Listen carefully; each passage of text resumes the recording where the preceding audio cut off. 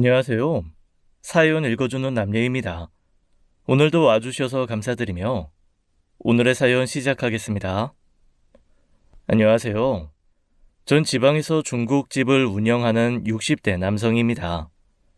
60평생 살면서 별별 일 다 겪었지만 이번만큼 신기하고 말로 다 하기 힘든 경험은 처음이었어요. 어쩌면 신이 있을지도 모르겠다. 인과응보라는 것도 결국 신의 설계 안에 들어가 있는 게 아닐까 싶더라고요. 그 이야기를 하기 전 저는 남들에게 꺼내기 힘든 과거 이야기부터 해야 합니다. 저는 중학교를 졸업하자마자 공장에 들어가 일을 했어요. 중학교 때 선생님 추천으로 들어가게 된 전자부품 공장이었죠. 종일 손에 납땜 인두를 쥔 채 기판을 붙이고 저녁이면 기숙사로 돌아가는 날들의 연속이었습니다. 기계보다 빠르게 손을 놀리지 않으면 가차 없이 누군가의 손바닥에 뒤통수로 날아들었어요. 아버지를 어렸을 때 여인터라 저는 사실상 가장이었죠. 나무를 캐다 시장에서 자판을 깔고 장사하는 어머니를 위해 하루도 쉬지 않고 일했습니다. 일이 고되고 힘들다고 앓는 소리 하며 일을 쉬기엔 제 상황이 그리 좋지 않았던 거예요. 그래서 누가 뒤통수를 후려치든 말든 죽어라 일을 했고 그렇게 4년을 하고 나니 더는 손바닥이 날아오는 일이 없었죠. 함께 일하던 아저씨들도 하나둘 저를 인정해 주셨거든요. 윤기 저놈 끈기 인내심 하나는 진짜 알아줘야 돼. 뭘 해도 됐을 놈이야. 아유 말해 뭐해. 처음 여기 들어왔을 때 비리비리 해가지고 뭐 한 달이나 버티면 오래 버티겠다 했는데 아이 저놈이 벌써 고참 대열에 있을 줄 누가 알았겠냐고. 야 임마 정윤기 너 그렇게만 살아라. 그렇게 살다 보면 결국엔 해 뜰 날 올 거야. 처음엔 정주면 금방 일 두고 도망간다며 제 나이 또래는 받기 꺼려했던 아저씨들이었어요. 비난하고 혼내기 바빴던 아저씨들에게 인정받으니 저도 그때부터는 일이 참 즐거웠습니다. 손에 익은 일이라 쉽기도 했고 여유가 생기니 표정도 밝아졌고요. 그런 저를 좋게 봐준 사람은 다름 아닌 사장님의 둘째 딸이었어요.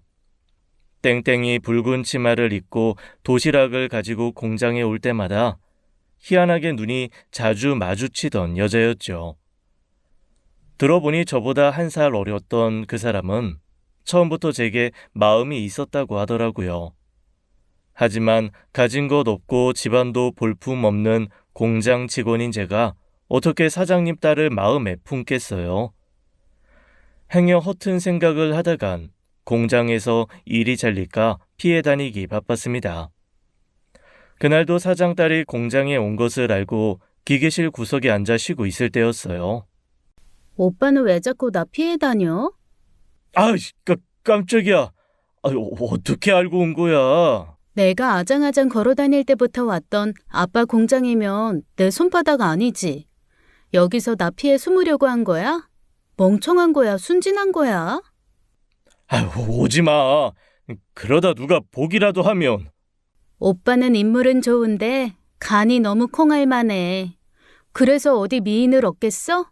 용기 있는 자가 미인을 얻는 데써. 난 미인 필요 없어. 누가 볼세라 밖에 눈치만 살피는데 사장 딸은 눈치도 없이 자꾸 제 옆을 파고들어 앉는 거예요. 저도 남자인지라 그게 싫지만은 않았지만요. 그러다 모가지가 날아가는 날이면 고등학교 다니는 동생 학비도 날아가는 거라 가슴이 터질 것만 같았습니다. 공장 아저씨들도 그 사장 둘째 딸을 보고 어렸을 때부터 맹랑하다고 했었는데 정말 겁이 없더라고요. 아무도 없는 기계실 구석에 남자랑 둘이 앉아 있는데도 주눅 들지 않고 제 눈을 빤히 바라보는 게요. 내 눈에 오빠는 신성일보다 잘생긴 것 같아. 신성일은 무슨? 아이, 헛소리 그렇게 진지하게 해. 진심인데? 난 오빠가 내 눈에 참 잘생겨 보이고 좋더라. 그러면서 얼굴을 들이미는데 어떤 남자가 도망가겠어요. 여자 손 한 번 잡아 본 적도 없는 제가 그때 사장 딸에게 입술을 도둑 맞았고 결국 그 집의 둘째 사위가 된 거예요. 물론 사장님한테 끌려가 뒤지게 얻어맞았지만요. 둘이 그런 짓을 한 게 들킨 건 아니고 사장 딸이 가서 없는 말까지 지어내 저를 완전 도둑놈으로 만든 거예요. 눈가에 시퍼런 멍을 달고 달걀로 문지르고 있으니 사장 딸이 다가와 그러더군요. 그래도 좀 참을만 하지? 아파. 아이, 그러게 왜 그런 거짓말을 해서. 우린 거기까진 안 나갔잖아. 겨우 입술만 닿았는데. 오빠가 용기가 없으니 나라도 무슨 수를 써야지 어째. 그렇게 안 했으면 아빠가 오빠랑 날 허락했겠어? 이제 오빠는 내 거야. 완전 나한테 찜콩 당한 거라고. 생각해보면 시작부터 완전히 주도권을 빼앗긴 관계였어요. 능력으로 보나 성격으로 보나 저는 완전히 을, 아내는 갑이었죠. 아저씨들은 뭐가 돼도 될 놈인 줄 알았지만 배짱 좋게 사장 사위가 될 줄은 몰랐다고 엄지를 치켜세웠어요. 장인어른이 된 사장님이 그렇게 나쁜 사람은 아니었죠. 제가 공장에 오래 다닌 걸 아니 그래도 영 능력이 없는 놈은 아니라고 챙겨주기도 많이 챙겨줬고요. 물론 가족이라고 온갖 감언이설로 일을 더 시켜 먹긴 했지만 그래도 공장 사위가 됐으니 견딜만 했습니다. 어머니도 좋아하셨고 남동생 학비 걱정도 안 해도 됐고요. 노는 거 좋아하는 만년 낭낭 18세인 아내 때문에 골치 아픈 적이 많긴 했지만 그래도 참 사랑스럽고 예뻤어요. 사실 지금도 그때만 생각하면 그 사람과 결혼한 것을 후회하진 않습니다. 비록 끝은 좋진 않았지만 정말 행복했던 시절이었어요. 그야말로 눈에 넣어도 안 아플 아이가 태어나고는 충실한 가장이 되겠다 다짐도 했고요. 그렇게 2년을 일하니 갑자기 장인어른이 불러 그러시더라고요. 윤기야, 내가 너 많이 아끼는 거 알지? 알죠, 장인어른. 덕분에 분에 넘치게 살고 있습니다. 그래. 우리가 시작은 그렇게 좋지만은 않았지만 결국 너도 나도 서로를 인정하고 가족이 됐지 않니? 앞으로 더 신경 써서 제 공장이라고 생각하고 일해주면 좋겠다. 이게 결국 다 누구 거로 되겠냐? 예? 그 말씀은 첫째 사위는 공무원에 막내 놈은 죽어도 딴따라가 된다고 난리지. 결국 이 큰 공장 물려줄 사람이 너밖에 더 있겠어? 저는 그야말로 감격에 겨웠습니다. 홀어머니 밑에서 자라 중졸 공장 출신이 공장 사장이 된다니요. 그야말로 인생 역전, 천지개벽할 일이었죠. 저는 그 후로 가슴속에 풍선이라도 들어간 듯 몸이 가벼웠습니다. 공장 나사 하나도 제 것이라도 된양 허투루 쓰지 않았어요. 장인 어른께서도 저를 후계자로 점찍고 난 후부터는 일을 더 고되게 시키지만 하나도 힘들지 않았습니다. 이 세상에 거저 얻는 것은 없었으니까요. 태호야, 우리 아들 아빠 왔다. 짠, 아빠가 도나스 사왔지. 아직 먹지도 못하는 애한테 도나스는 무슨? 사실은 당신 먹으라고 사온 거지. 당신 도나스 좋아하잖아. 좋아한다고 백날 첫날 도나스만 사와? 풀빵, 찐빵, 카스테라 사올 수 있는 게 얼마나 많은데. 나는 당신이 백날 첫날 도나스만 먹으니까 도나스만 좋아하는 줄 알았지. 그럼 내일은 다른 거 사다 줄게. 풀빵, 찐빵, 뭐든 말만 해. 웬일이래? 공장에서 무슨 좋은 일 있었어? 요즘 당신 기분 날아다니는 것 같아. 뭐 당장은 아니어도 먼 미래에 좋은 일이 있을지도. 하지만 늘 그렇듯 인생은 제 뜻대로 되진 않잖아요. 그렇게 공장 사장이 될 기대에 부푼 가슴으로 2년을 보냈는데 가수가 된다고 서울로 상경한 처남이 갑자기 돌아온 거예요. 들어보니 앨범 사기인지 뭔지 당해 그곳에 아주 학을 떼고 온 모양이더라고요. 물론 가족이 돌아왔으니 환영할 만한 일이었지만 저한테는 그렇게 달가운 일은 아니었습니다. 아니나 다를까 처남이 돌아온 지 며칠 후부터 갑자기 공장에 출근하기 시작하는 거예요. 그것도 장인어른 옆에 딱 붙어서요. 윤기야, 너 나가리 된 거 아니냐? 예? 아이, 나가리요? 아빠나지 뭐. 양석이 왔으면 그 자리 양석이한테 주지 사위인 윤기한테 주겠어? 공장 돌아가는 흐름을 빤히 아는 아저씨들은 이미 물 건너간 자리라고 단념하더라고요. 2년 동안 제 것이 될 줄만 알고 간이고 쓸개고 다 내어줄 것처럼 일만 했던 저는 김이 팍 샜습니다. 김만 샜다 뿐이겠어요. 솔직히 말해 장인어른께 배신감도 들었죠. 불러다가 사실대로 이야기만 했어도 그 배신감, 서운함이 그렇게 크진 않았을 거예요. 저한테 언제 그런 이야기를 했냐는 듯 처남만 챙기는 장인어른을 보고 많이 실망했죠. 여기저기 거래처 사람들 만나러 갈 때 처남을 데리고 가고 저는 회의에 부르지도 않더군요. 속이 어찌나 상하던지 일 끝나고 집에 들어가면 반주하는 게 습관이 돼버렸어요. 아무 말도 없이 앉아 술만 마셔대니 아내도 불만이 생겼죠. 아직도 공장 일 때문에 그러는 거야? 뭐 어쩌겠어. 양석이가 안 하겠다고 해서 당신 준다고 한 건데 양석이가 한다고 하니 양석이 주시겠지. 그렇다고 뭐 당신 아예 나몰라라 할까 봐? 그래도 한 자리 주실 건데 뭐 그렇게 서운해. 공장에 대해 더 잘 아는 사람은 나야. 처남이 알긴 뭘 알겠어. 공장에서 일하는 팔자로 살까봐 학교 다닐 때 공장으로 심부름 한번 안 왔다며.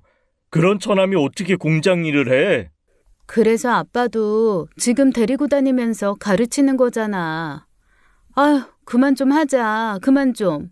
몇 주가 지났는데 아직까지 그래? 맨날 술 냄새 나니까 태호도 당신한테 안 가잖아.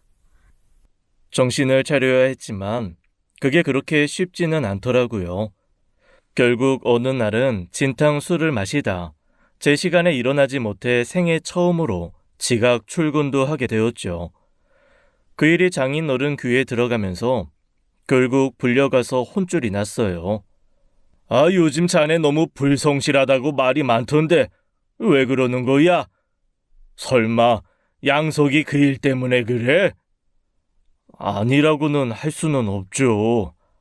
아이고 이 사람아, 서운한 마음이야 알지만 그래도 책임감 있게 행동해야지. 그러면 되겠어?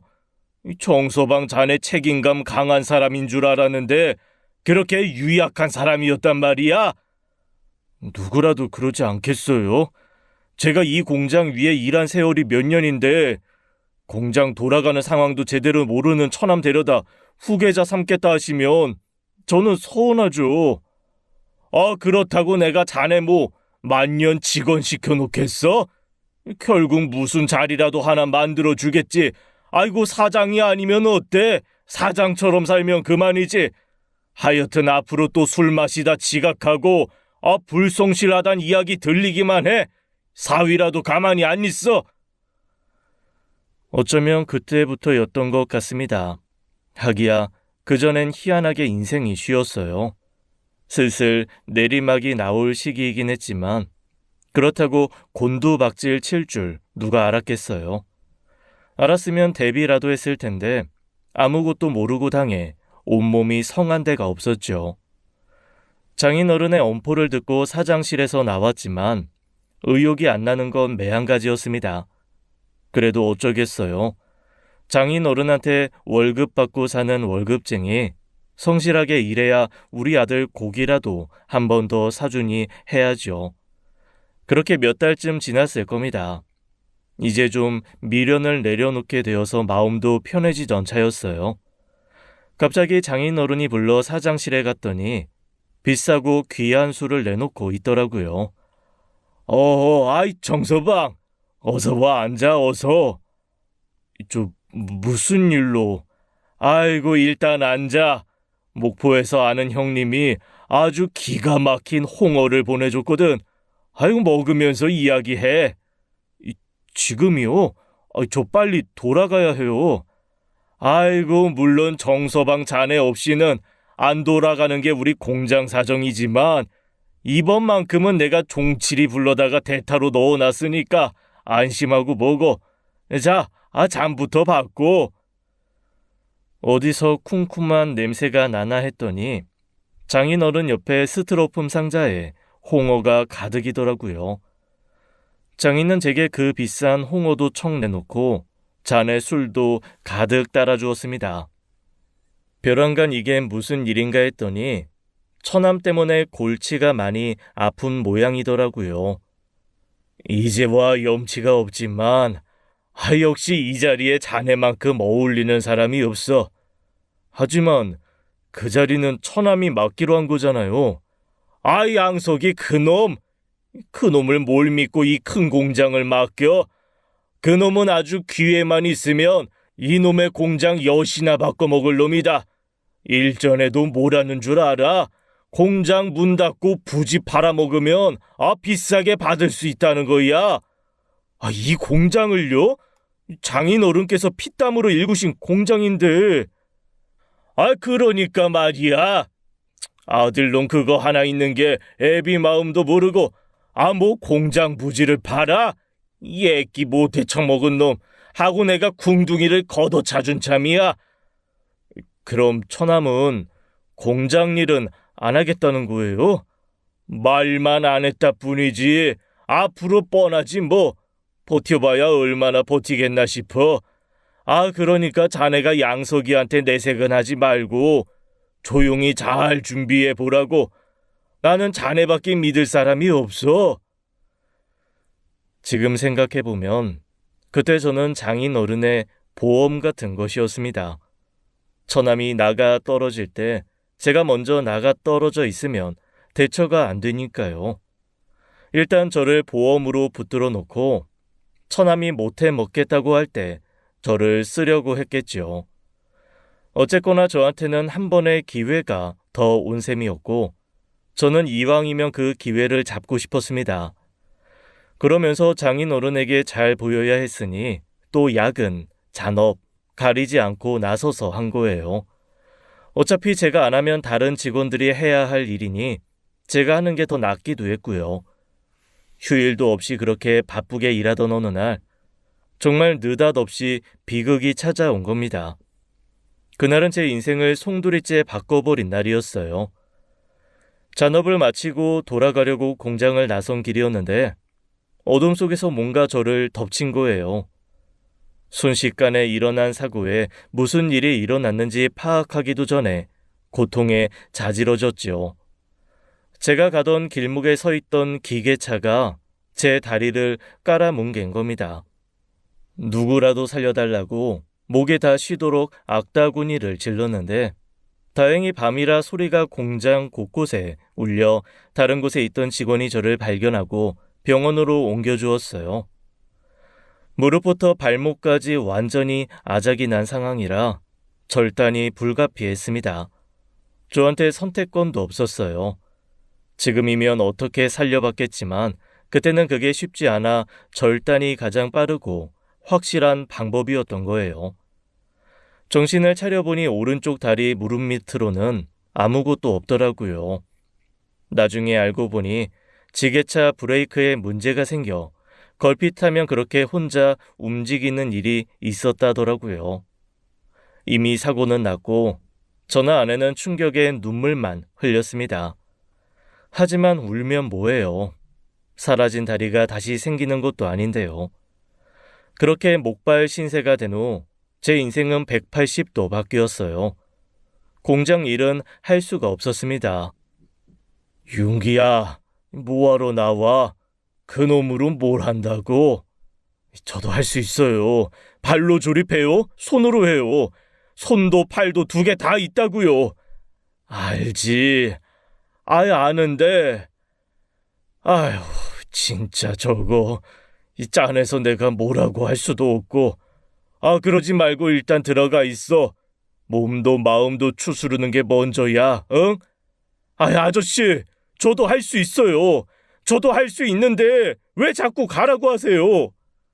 하지만 저도 잘 알고 있었습니다. 그 몸으로는 동료들에게 민폐만 된다는 것을요. 결국 집에 틀어박혀 술로만 살았어요. 도저히 제 처지를 받아들이는 게 힘들어 술에 잔뜩 취한 날에는 집이 떠나가라 울었고요. 어머니께서도 병원에 오셨었는데 잘린 다리 언저리만 하염없이 쓰다듬다 가셨습니다. 나중에 동생이 말하길 그날 집에 들어와 통곡을 하셨다 하더라고요. 함께 일했던 동료 아저씨는 저를 불러다 용기를 주려고 하긴 했어요. 다리 그만큼 사라졌다고? 인생도 그만큼 사라지는 거 아니다. 너 끈기랑 인내심 하나는 알아주는 놈이잖아. 살아야 해. 어떻게든 이를 악물고 살아. 그럼 그까짓 다리 하나 없는 거 아무것도 아니야. 아저씨 말이 틀린 거 하나 없었습니다. 어떻게든 살아야지요. 목이 날아간 것도 아니고 다리 하나 없는 건데 뭘 못하겠어요. 저는 의족을 만들어 걷는 연습을 시작했습니다. 아무래도 목바른 생활하는데 너무 걸림돌이었거든요. 그런데 제가 일어서려다가도 자꾸 주저앉게 되는 건 다름 아닌 아내 때문이었어요. 제가 다친 후로 눈에 띄게 저를 멀리 하려는 행동을 보였고 위로 한마디 하지 않았거든요. 거기다 가족들 모임으로 처갓집에 가는 날이면 항상 저보고 그냥 집에 남아있으라고 했죠. 나도 가야지. 왜 나만 쏙 빼려는 거야? 빼려는 게 아니라 당신 힘들까봐 그렇지. 뭐하러 움직여. 그냥 태우랑 둘이 갔다 올게. 됐어. 같이 가. 제가 고집 부려 따라 나선 길이면 아내는 화가 난 사람처럼 굴었습니다. 처갓집에 찾아가도 환영해주는 사람 하나도 없었고요. 너무 억울하고 서럽더라고요. 이게 다 누구 때문인데요. 공장 넘겨줄 테니 책임감 있게 일해달라는 장인 말에 밤 늦게까지 혼자 잔업하다 그렇게 된 거잖아요. 낮이었으면 피하기라도 했지 불빛 하나 없는 공장 밖에서 일어난 사고를 어떻게 피했겠어요. 그런데도 장인 어른은 자기 책임이 아니라는 듯 발을 뺐죠. 당시 산재 같은 건 바랄 수도 없었습니다. 남의 회사에서도 힘든 일이 장인 어른 회사에서 쉬웠겠나요? 병원비에 수술비 대신 내줬지 않냐고 오히려 큰 소리를 쳤죠. 그때는 그렇게 당하고 사는 사람들이 많았어요. 결국 집에 앉아 애를 보게 됐는데 아내는 뭐가 바쁜지 제가 집에 있는 날이면 밖으로 나가더라고요. 또 나가는 거야? 요즘 왜 그렇게 나가? 밖에서 뭘 하길래? 친구 만나 친구. 답답하고 화가 쌓여서 집에 못 있겠어. 당신이 왜 화가 쌓여? 당신이 무슨 문제가 있다고? 화가 나 그렇게 쏘아붙이면 아내는 저를 위아래로 기분 나쁘게 훑어보았습니다. 끝내는 제 허벅지쯤 묶인 바짓단의 시선이 머물렀지만 저는 애써 모른 척했어요. 아내가 저를 부끄러워하고 함께 하고 싶지 않다는 걸 인정하고 싶지 않았으니까요. 놀기 좋아하는 아내라 나가서 뭐하고 다닐지 눈에 빤히 보여 불안하긴 했어요.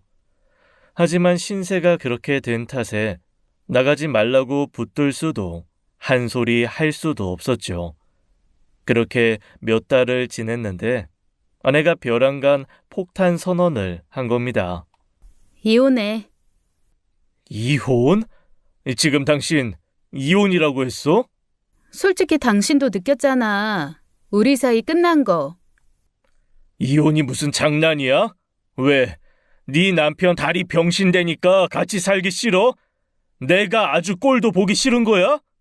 나 그렇게 말한 적 없어. 그냥 무능력한 사람이랑 살기 싫은 거야. 당신 지금 하나도 안 멋있어. 잘생기지도 않았고 능력도 없어. 너무 추해. 난 그런 사람이랑 살고 싶지 않아. 당신 진짜? 분한 저는 목발을 짚고 아내에게 다가가려다 그만 그 자리에서 고꾸라지고 말았습니다. 목발이 장판에 밀리면서 쓰러진 거예요. 볼품없이 쓰러지는 절 보고도 아내는 괜찮냐 말 한마디도 안 하고 손도 내밀어 주지 않더군요. 당연히 저는 이혼은 절대 안 된다고 버텼어요. 그러자 아내도 어디 버틸 만큼 버텨보라더군요.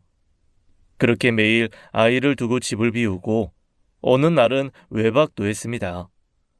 어딜 갔다 오냐고 하면 무슨 상관이냐고 하질 않나. 엄마로서도 아내로서도 완전히 꽝이었죠. 하루는 아들이 하도 보채 집 근처 놀이터에 데려간 날이었어요. 그런데 우연히 아내가 남자와 함께 있는 걸 보게 된 겁니다. 그 남자는 저도 아는 공장 사람이었어요. 결국 바람이었던 거예요. 하지만 제 처지에 확실한 증거를 잡는 건 쉽지 않았죠. 당신 바람이야? 남자 생겨 이혼하자고 한 거야? 생사람 잡지 마. 이제 망상증까지 걸렸어? 낮에 당신 오석재랑 다방 들어가는 거 봤어. 이래도 발뺌이야? 응, 간 적 없어. 이혼하기 싫은 당신 머릿속에서 만들어진 망상이지. 당신 진짜 이럴 거야? 제발 그냥 이혼해. 싫다잖아. 당신 싫다고. 당신 싫다는 사람이랑 계속 살아야겠어? 당신은 자존심도 없는 거야? 없어. 그따위 자존심 없다고. 나도 나지만 태호 생각하면 그러면 안 되지. 당신 태호까지 나 몰라라 하는 거 나 때문이야? 그냥 꼴도 보기 싫어. 당신도 싫은데 당신 닮은 아들이 뭐 얼마나 예뻐 보이겠어? 뭐야? 아내는 진작 엄마 얘기도 포기한 사람이었어요. 저도 저지만 엄마 찾는 아들도 너무 불쌍해 가슴이 미어졌습니다. 결국 그렇게 살 바에야 차라리 저도 보기 싫어 이혼하기로 한 거예요. 그런데 문제는 제가 이혼하면 갈 곳이 없었다는 겁니다. 그것도 아이 데리고 어딜 가겠어요. 재산 분할이야 했죠. 근데 그 재산이라는 게 몇십밖에 안 되는 참 알량한 돈이었습니다. 그동안 월급 관리도 아내가 했거든요.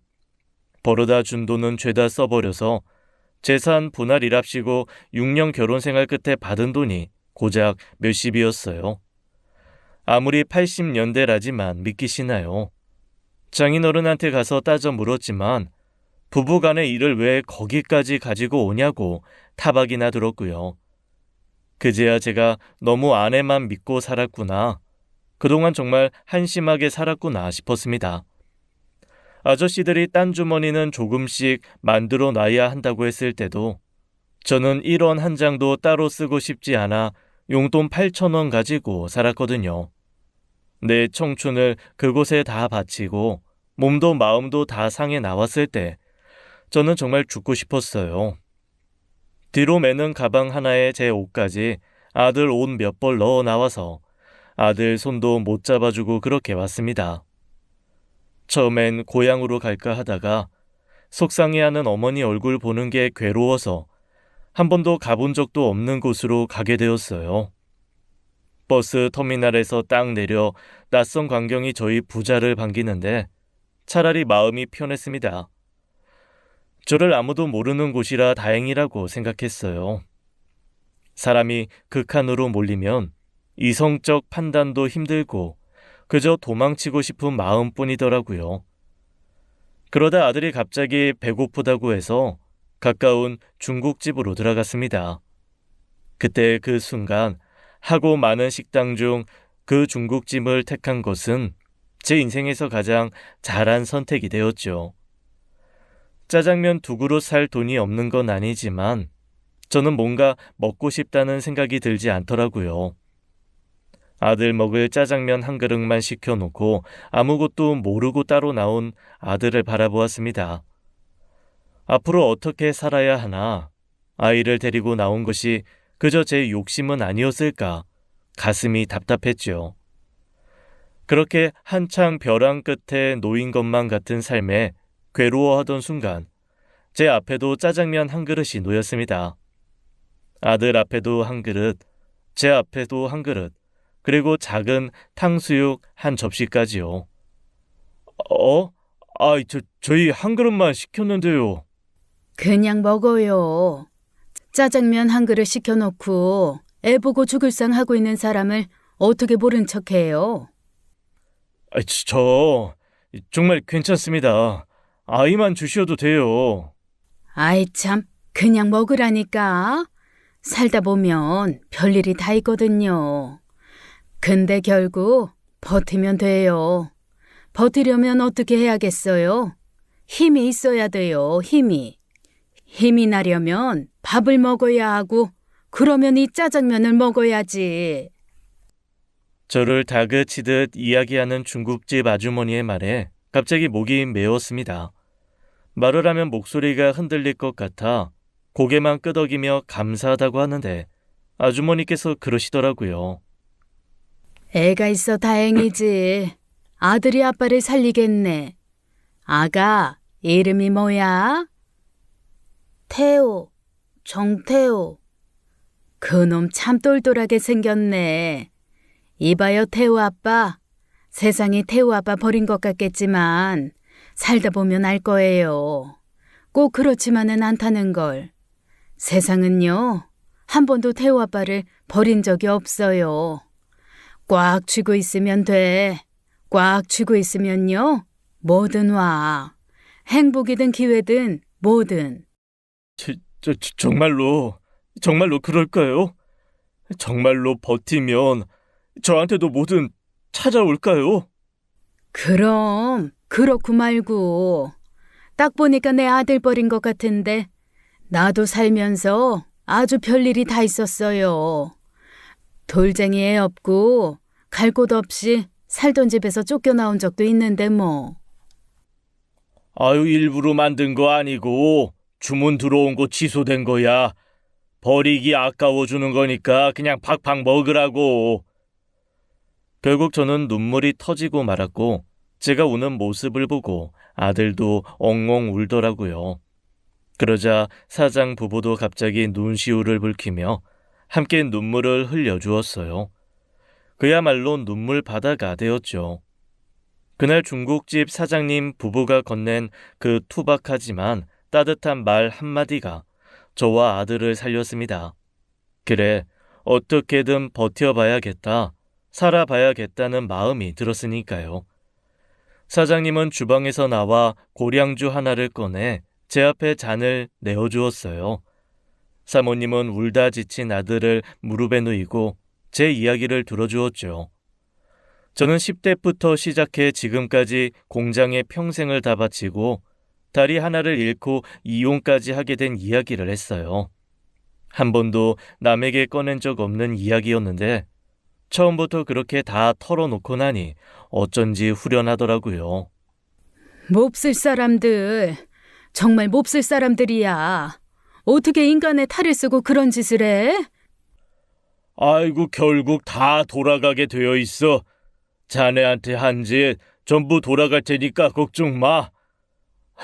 감사합니다. 이야기 들어주신 것만으로도 저는 너무 감사해요. 아유, 세상에 뭐 그런 사람들이 다 있어. 애엄마란 사람도 그래. 이혼도 이혼이지만 몸도 성취하는 사람한테 자기 애까지 맡길 수가 있냐고. 양심이란 게 눈꽃만큼도 없어. 그런 사람 어디서 멀쩡한 얼굴로 만날까 걱정이야. 그럼 여긴 아예 연고가 없는 거야? 예. 그럼 당장 오늘은 어떻게 하려고? 그게 일단은 근처 여인숙이라도 들어가 자려고요. 제 말에 사장님은 저를 빤히 쳐다보더니 대뜸 생각지도 못한 제안을 했습니다. 아, 자네 요리 한번 배워보는 게 어때? 요리요? 저는 한 번도 칼을 쥐어본 적도 없는데요. 건방지긴. 누가 처음부터 칼 쥐어준대? 주방에서 칼 한번 잡아보려면 못해도 1년은 설거지를 해야지. 예? 그 다리로 주방에서 일을 할 수 있을지 모르겠지만 할 수 있다면 내가 자네 주방 보조로 채용할까 하는데. 주방 보조요? 저를요? 하지만 다리가. 그럼 말고. 다리가 하나도 없는 것도 아니고 멀쩡한 다리 하나 있잖아. 두 다리가 없어도 달릴 수 있다는 마음가짐으로 달려들어야지. 그래선 안 돼. 저를 써주신다고요? 저를요? 물었잖아. 할 거야 말 거야? 할게요. 뭐든 할게요. 시켜만 주시면 뭐든 다 하겠습니다. 저는 벌떡 일어나 휘청이며 허리를 숙여 감사 인사를 했습니다. 사장님은 그러면 됐다는 듯이 고개를 끄덕이며 잔에 있던 남은 고량주를 비웠죠. 여보, 그럼 저기 안쪽 창고 좀 치워요. 당분간은 거기에서 지내는 게 좋겠네. 방까지요? 근데 거기가 사람 사는 곳은 아니야. 창고로 쓰던 데라 애들이고 오래 살만한 곳은 못 돼. 아니긴. 우리 애들도 거기서 유년 시절 났는데. 그거야 아주 잠깐이었지. 그러고 보면 저 방이 역사가 깊어. 우리도 처음엔 여기 사장님 배려로 들어온 거거든. 여보, 그때 기억나? 내가 영자 없고 당신이 석철이 손잡고 들어온 곳이잖아. 어째 여기는 꼭 그런 사람들이 모이나 봐. 기억나다 뿐이야. 그때는 중국집도 아니었어. 다 쓰러져가는 밥집이었는데 그때 그분들은 난으로 함경도 원산에서 내려와 자리 잡은 분들이었거든. 그분 덕을 많이 봤지 우리가. 신기해. 이제야 갚는 것 같네. 그분들 은혜를. 인연이 참 신기하지. 사장님과 사모님은 진정으로 기쁘다는 듯 웃음을 나누었습니다. 그리고 사장님은 일어나서 안쪽 창고방으로 들어가 물건을 꺼냈죠. 저도 뭐라도 거들어 주려고 했지만 사모님의 만류로 하지 못했어요. 다 불어 터진 거지만 먹어요. 먹어야 잠도 푹 자지. 그나저나 태호가 제대로 못 먹고 자서 어째? 혹시 새벽에 깨서 배고프다고 하면 내가 저 위에다가 짜장 소스랑 밥 둘 테니까 그거 먹여. 감사합니다. 감사합니다. 오랜 이야기를 하느라 쉽고 불어터진 짜장면이었지만 저는 소스까지 싹싹 긁어 먹었습니다. 지금까지도 살면서 그렇게 맛있었던 짜장면은 없었어요. 그렇게 저는 중국집 사장님 부부의 배려 덕에 그곳에서 머물면서 일을 배웠어요. 사장님이 말한 대로 처음 1년은 허드렛 일과 설거지만 했습니다. 소문난 동네 맛집이었던 덕분에 식당은 늘 문전성시였어요. 다리가 불편했지만 저는 어설프게 만든 의족을 제 몸처럼 쓰려고 노력했고 바쁜 주방에서 방해가 되지 않고 움직일 수 있었죠. 마음만 먹으면 안 되는 일이 없다는 거, 결국 버티면 어떻게든 된다는 거, 그거 진짜입니다. 사람이 살기 힘든 방이라고는 하지만 그땐 저에겐 창고 방도 궁궐이나 다름없었습니다. 어차피 집을 얻어봐야 아이 혼자 있어야 하고 집에 머문 시간이 짧으니 계속 창고방에서 지냈어요. 아이가 학교에 들어가면서 식당과 가까운 곳에 집을 얻어 나왔고 그렇게 그곳에서 지낸 게 5년이었죠. 제가 칼을 잡기 시작하면서부터는 사장님께서 거의 모든 것을 다 내어주셨어요. 짜장 만드는 법, 탕수육 튀김 비법, 자제분도 계신데 저한테 이런 걸 다 줘도 되나 싶을 정도로요. 아이고 어차피 우리 아들 칼 안 잡아. 그놈은 사업가 체질이라 이런 데는 영 젬병이야. 뭐 그렇다고 딸한테 시키겠어? 자네 아니었으면 내 손에서 끝날 일이었어. 사장님은 가게에 미련이 없다는 듯이 그렇게 제게 차근차근 가게를 넘겨줄 준비를 하신 거예요. 못해도 10년은 함께 하고 싶었는데 제게 가게가 너무 빨리 넘어왔죠. 그중 부쩍 체력이 약해진 사장님께서 어느 날 저를 불러다 앉히더라고요. 처음 만났던 그 테이블, 그 위치였죠. 아무래도 내 몸이 갈 때까지 간 것 같아. 무슨 말씀을 그렇게 하세요? 정정하신데요. 암이래.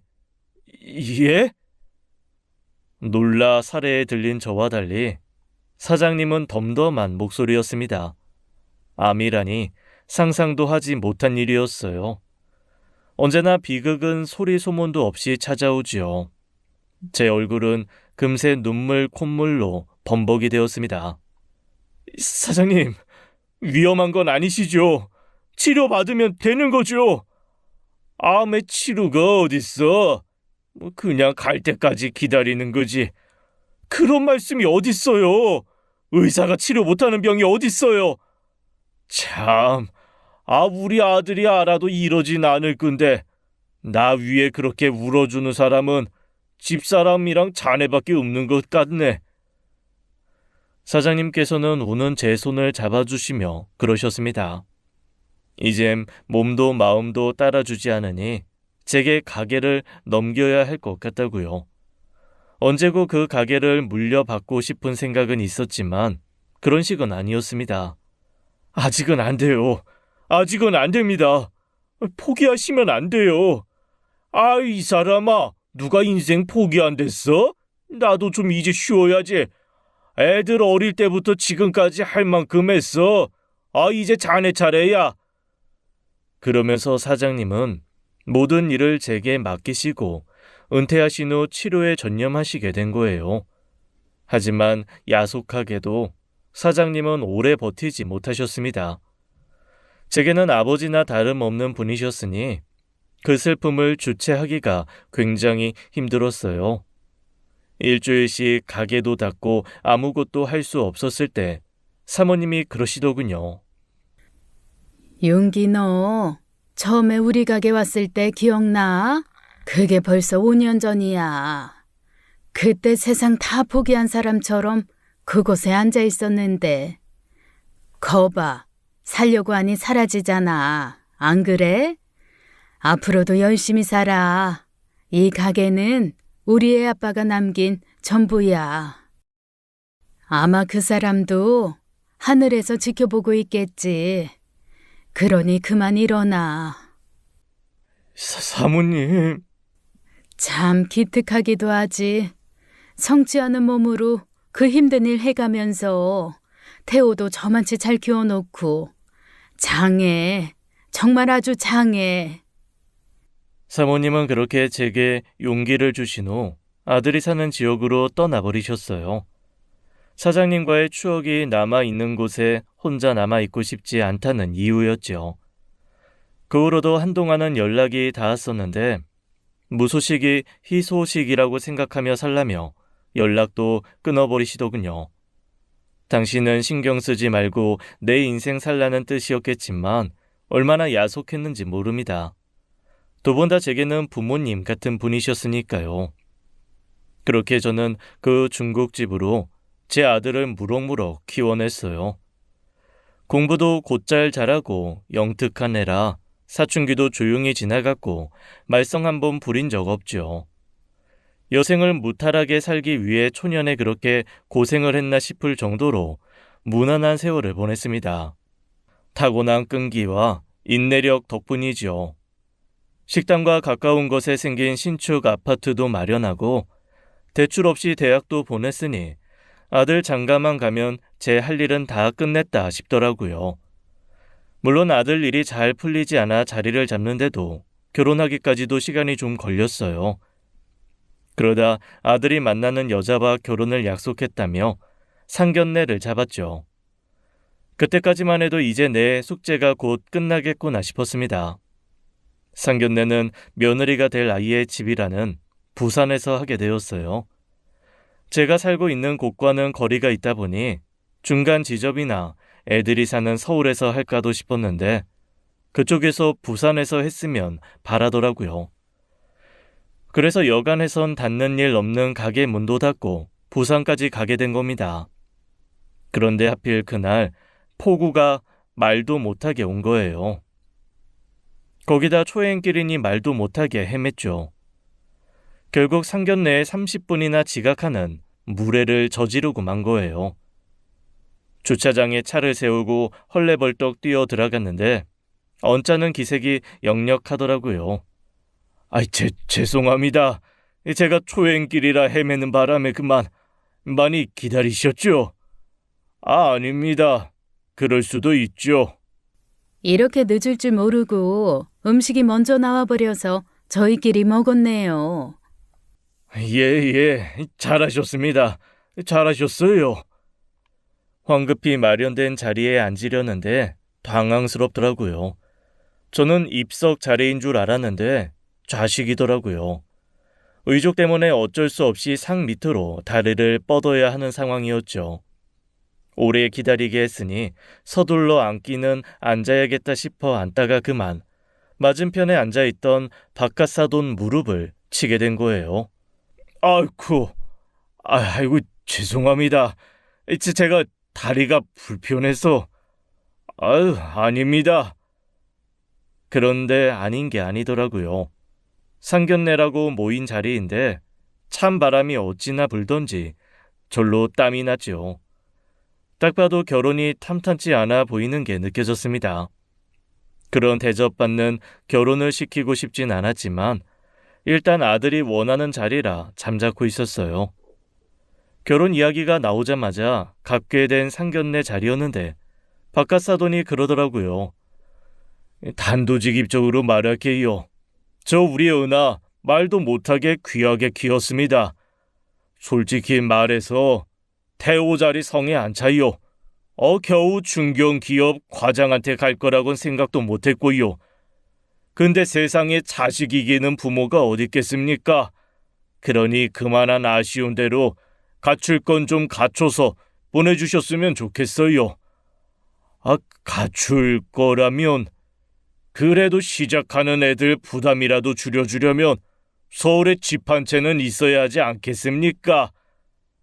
예.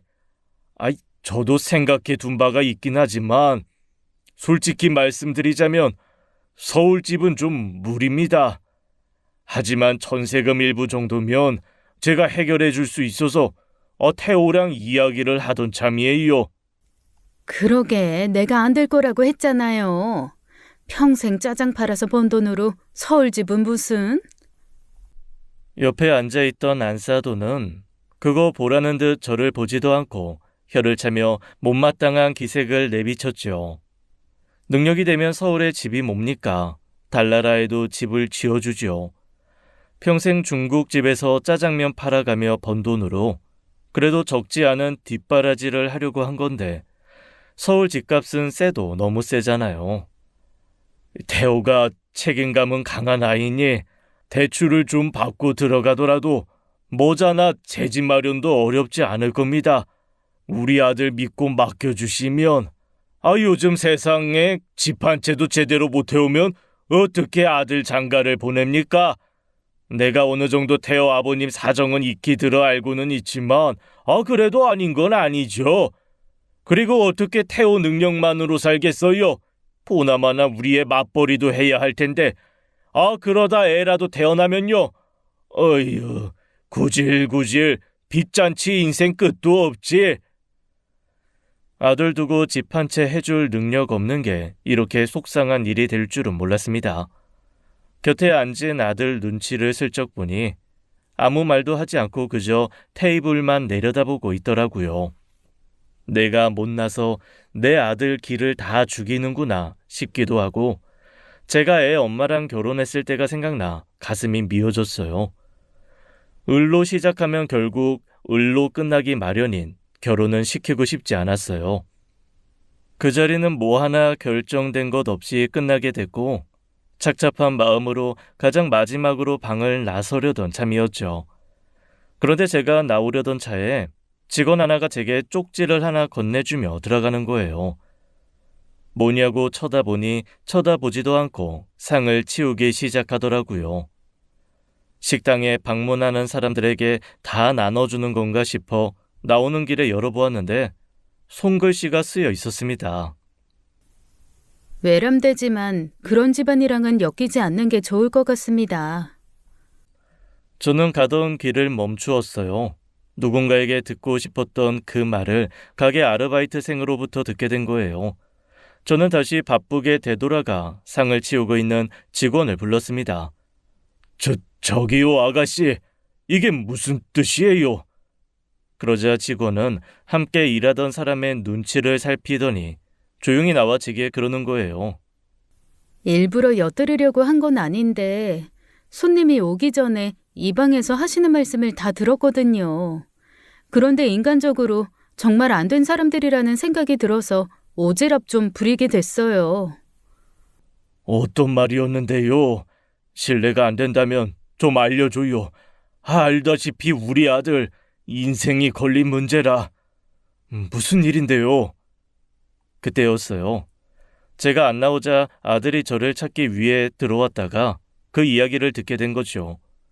직원은 저와 아들을 바라보며 머뭇거리다 그러더군요. 제 입으로 말하기에는 좀 힘든 부분도 있어서 정확히 말씀드리긴 어렵지만 손님의 그 불편한 다리 가지고 입에 담기 힘든 이야기를 하셨어요. 욕설이었고 인격적으로 무시하는 말씀도 많이 하셨고요. 다행히 아드님 오시기 전에 하신 말씀이라 아드님은 듣지 못한 거예요. 들었으면 속상해 하셨을 거고 상견례도 진행되지 않았겠죠. 그러니까 제 다리 때문이라는 거군요. 아빠! 아니요. 만약 이 결혼이 깨지게 된다면 그건 손님 불편한 다리 때문이 아니라 그분들 이성 때문이죠. 손님 탓이라고 생각 안 하셨으면 좋겠어요. 저희 할머니께서 그런 사람은 인격적으로 부족한 사람이니 그런 사람 때문에 공경에 처한 사람은 절대 외면하지 말라고 하셨거든요. 멋진 할머니를 두셨네요. 말해줘서 고마워요. 고마워. 뒤늦게 가게를 나왔더니 이미 며느리 될 아이와 사돈 두 분은 가고 없더라고요. 아들에게 미안해 얼른 가자며 차로 데려갔는데 말이 없는 거예요.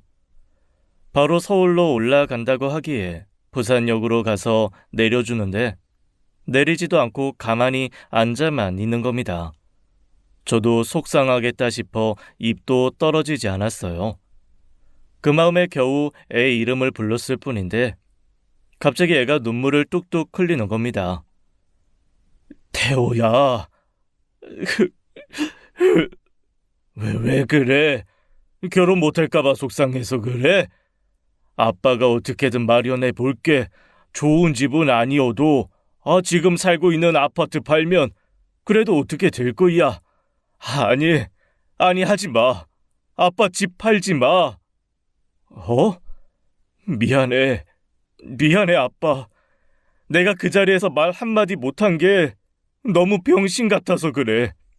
아빠가 나를 어떻게 키웠는데, 아빠가 어떻게 살았는데 결혼하겠다고 아빠한테 그 수모를 겪게 했다는 게 너무 미안해.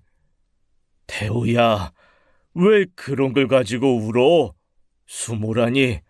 아니야, 아빠 그렇게 생각 안 해.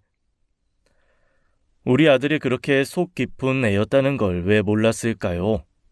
미안한 마음에 나를 원망할 거라고만 생각했지 설마 제게 미안한 마음을 가질 거라고 생각은 못했거든요. 결국 아들은 결혼하지 않겠다고 하더라고요. 아무리 좋아도 불효로 결혼해선 절대 행복할 수 없다면서요. 처음엔 어떻게 감히 우리 쪽에서 결혼을 깨냐고 난리가 났었어요. 그런데 그 집 딸이 밥도 안 먹고 회사도 안 가고 다 죽어 간다더라고요. 하지만 아들은 마음을 바꾸지 않았습니다. 그 자리에서 아무 말도 못한 자신도 자신이지만 자기 부모님을 말리지 못한 그 아이에게도 원망이 있더라고요. 그런 상황에 결혼하게 되면 결국 그 수모를 겪고도 하게 된 결혼이라 제게 너무 미안할 것 같다면서요. 본의 아니게 아들의 결혼에 방해가 된 것만 같아 너무 미안했습니다. 일이 어느 정도 진정이 된 후 저는 다시 부산을 찾았어요. 그때 제게 용기 있게 쪽지를 건네준 그 직원이 너무 고맙더라고요. 그래서 보답하려고 적당한 선물을 사들고 그 식당을 다시 찾은 차였습니다. 어디 있나 싶어 기웃거리는 순간 저는 생각지도 못한 사람을 만난 거예요. 태호 아빠. 아이, 당신이 어떻게... 그렇게 오랜 세월이 흘렀는데 저도 전처도 저를 알아본 게 용했어요. 전처는 잘 차려 입은 것이 여전히 잘 살고 있는 것 같았습니다.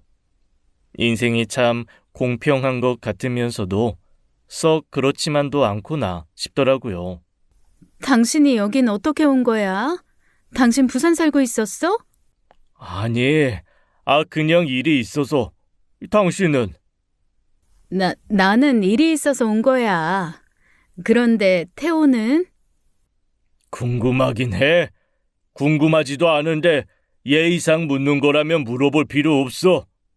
그런 말이 어딨어. 나도 태호 엄마야.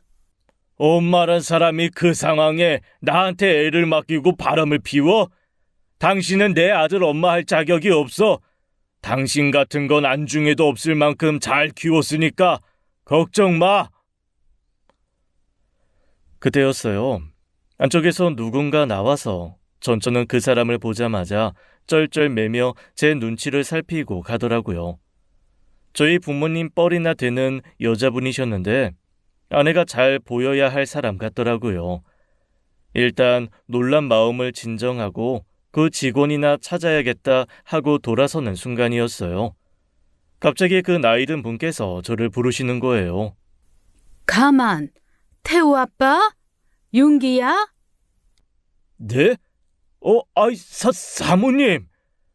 놀랍게도 그분은 22여 년 전 헤어진 사모님이셨어요. 시간이 흘러서 무슨 일이라도 있으신 건 아닌가 싶었는데 생각보다 굉장히 정정하셨습니다. 아이고, 이게 어떻게 된 일이야? 윤기 자네가 왜 여기에 있어? 저 사람 좀 만나려고. 사모님은 왜 여기 계세요? 대구로 가신 거 아니었어요? 한동안 연락도 없으셔서 저는... 다 알아서 잘 살라고 빠져준 거지. 왜? 이 늙은이 그 사람 따라 저 세상 갔을까 싶었던 거야? 아니요. 괜히... 아니, 할머님께서 이 사람을 어떻게... 당신은 또 어떻게 할머님을... 아니, 이 사람을 알아? 어떻게? 이 사람이 태호 엄마예요, 사모님. 제게 꺼낸 말에 갑자기 사모님의 표정이 일순 어두워졌습니다. 믿기 힘들다는 듯 전처를 바라보자 전처는 무슨 일인가 싶어 당황하더라고요. 사모님께서는 전처를 바라보며 무거운 한숨을 내쉬었고 고개를 내저으시더라고요. 그리고 다시 저를 바라보시며 물으셨어요. 그래서 여긴 어쩐 일이야? 무슨 일이 있어서 여기까지 왔어? 가게는 접은 거야? 아니요. 아직도 그 자리에서 하고 있어요. 한 번도 찾아오지 않으시고 너무하십니다. 내가 가봤자 뭐 하겠어. 그 사람 생각나고 괜히 싱숭생숭해서 마음만 아프지. 나도 몸이 성치 않아서 몇 해 전까지는 줄곧 병원만 다녔고. 지금은 건강하신 거죠? 이거 보라고. 2다리로 화장실도 갔다 왔는데 뭐. 근데 정말 무슨 일이야? 저 사람을 좀 찾으려고 온 거예요.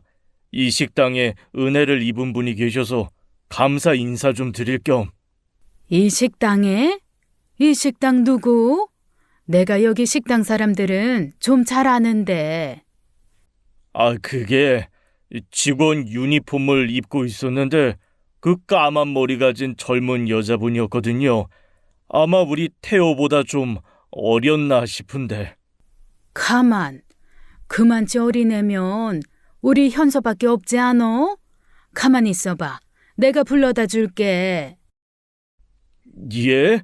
아이, 사모님께서요? 사모님은 갑자기 안쪽으로 사라지셨어요. 전처는 이게 대체 무슨 일인가 싶은 어리둥절한 얼굴로 저와 사모님이 사라진 곳을 번갈아가며 바라보았죠. 대체 어떻게 된 일이야? 당신이 할머님을 어떻게 알아? 인연이 깊은 분이셔. 나랑 태호 살려주신 분. 뭐?